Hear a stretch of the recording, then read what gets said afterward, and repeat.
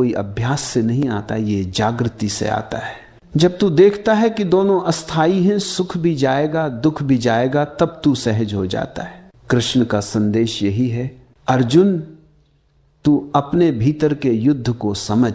बाहर के युद्ध में जीतना आसान है, भीतर के युद्ध में जीतना कठिन, क्योंकि बाहर के दुश्मन दिखाई देते हैं, भीतर के दुश्मन छिपे हैं।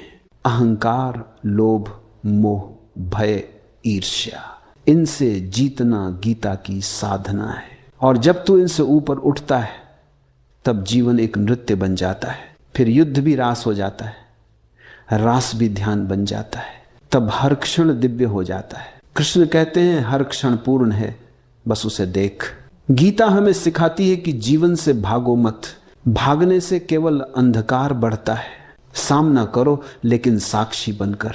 तू जो कुछ भी करे पूरे होश में कर।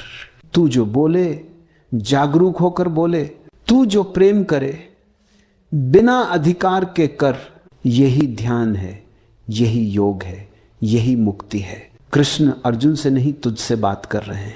वे कहते हैं उठ, तेरे भीतर का अर्जुन सोया है। जब तक तू जागेगा नहीं तेरे भीतर युद्ध चलता रहेगा, और जब तू जाग जाएगा युद्ध खत्म हो जाएगा, क्योंकि फिर लड़ने को कोई रहेगा ही नहीं। यही है गीता का शाश्वत रहस्य। जब तू चेतना में प्रवेश करता है तब तू कृष्ण हो जाता है। फिर तुझे सिखाने को कोई नहीं, समझाने को कोई नहीं, फिर तू स्वयं गीता बन जाता है। फिर तेरा हर कर्म शास्त्र है, तेरी हर मुस्कान ध्यान है, तेरा हर मौन ज्ञान है। थोड़ा रुक जाओ, मौन में जाओ। युद्ध वहीं मिटता है जहां देखने वाला जागता है। कृष्ण को जानना कठिन है, पर राधा के बिना उन्हें जानना असंभव है। कृष्ण की बांसुरी की धुन राधा का मौन है।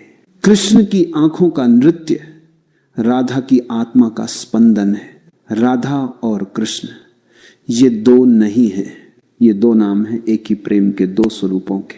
कृष्ण वह है जो प्रेम देते हैं, राधा वह है जो प्रेम में खो जाती है। और जब देने वाला और खो जाने वाला एक हो जाता है, वही प्रेम अपनी चरम सीमा पर पहुंचता है। लोगों ने प्रेम को हमेशा देह तक बांध दिया, पर राधा और कृष्ण का प्रेम देह से परे है। वह शरीर का नहीं, चेतना का संवाद है। राधा कृष्ण से प्रेम नहीं करती, राधा प्रेम बन जाती है। उनका अस्तित्व मिट जाता है, केवल कृष्ण रह जाते हैं। यही पूर्ण समर्पण है। देखो, राधा का नाम कृष्ण से पहले आता है राधे कृष्ण। ये केवल भाषाई क्रम नहीं है, ये प्रतीक है। क्योंकि जब तक